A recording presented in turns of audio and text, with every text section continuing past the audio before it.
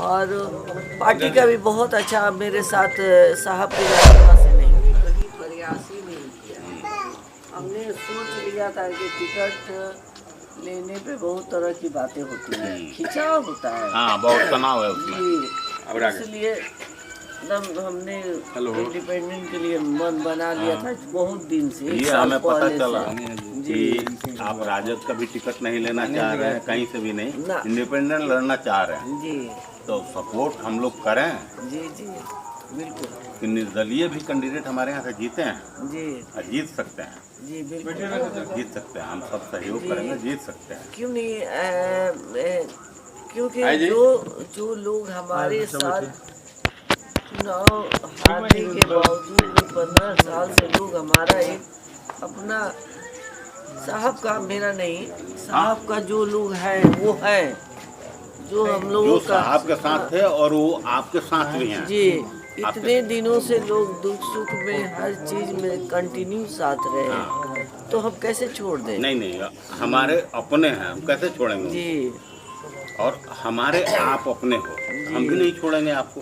जी, तो यही मेरे मन में था कि जब हम लोग चुनाव लड़ते हैं तो बहुत खींचातानी होता है। कभी किसी के यहाँ जाए तो कोई कहे कि आप ठीक है, आपका पार्टी ठीक नहीं है। कभी वो कहीं और कुछ कोई बात हो, कहीं और कोई बात हो।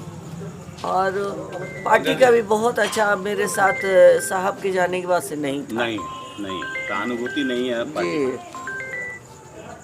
तो मेरा ये मानना था कि जब उनका थोड़ा खिंचाव हमने देखा साहब के जाने के बाद 2 साल 3 साल हो गए साहब को गए हुए 1 मई को 3 साल हो जाएगा। तो वो जो हमको दुख मिला जो नहीं मिला जो ऊपर वाला का जो लिखा भी था और उन लोगों का भी बहुत कुछ किया था तो बहुत तकलीफ में हम थे बहुत दिनों से। तो बहुत सारा उतार चढ़ाव होने के बाद से हमने 1 साल पहले ही से निर्णय कर लिया था हम इंडिपेंडेंट रहेंगे। जी, एक तो चुनाव पहले लड़ेंगे नहीं और दूसरा अगर लड़ेंगे भी तो इंडिपेंडेंट लड़ेंगे। जी, हम लोगों का सहयोग रहेगा आपके साथ। जी तो ठीक बा हमने के हर तरह से आदमी एक्टिव बा जहाँ जरूरत पड़ी हो जा सब चीज से हमने के हम लोग हीना साहब के साथ रहेंगे। सिवान को कंट्रोल करने वाले डॉक्टर साहब थे, पूरा सिवान कंट्रोल में था जी। डॉक्टरों की फीस नहीं बढ़ी, एक लिमिट तय कर दिया था डॉक्टर साहब ने, ये रहेगा, वो बहुत बड़ी उपलब्धि है। थे कि अभी हम 4 आना किए हैं, 12 आना बाकी है। 12 आना का मतलब था कि एजुकेशन हब बनाना सिवान को, एजुकेशन प्लस स्पोर्ट इसलिए कि बच्चों को अगर हम खेल कूद में आगे नहीं बढ़ाएंगे तो मानसिक तनाव में पड़ जाते हैं और खेल कूद के जरिए मानसिक तनाव ख़त्म होता है।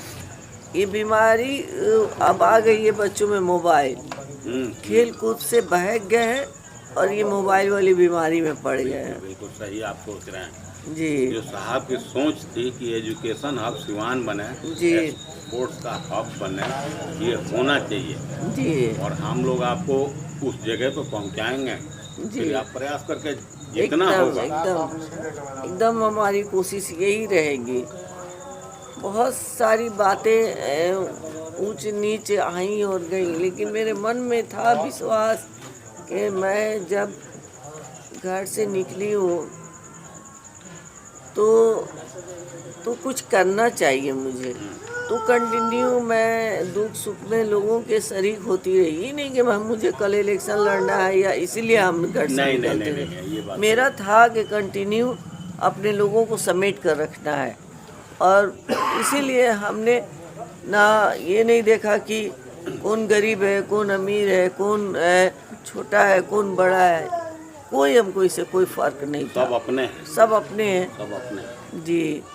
इसी विश्वास के साथ हमने आगे कदम बढ़ाया है और जो अभी सारे नौजवान लोग आगे बढ़कर जो सहयोग कर रहे हैं मुझे बहुत खुशी है। ये करेंगे।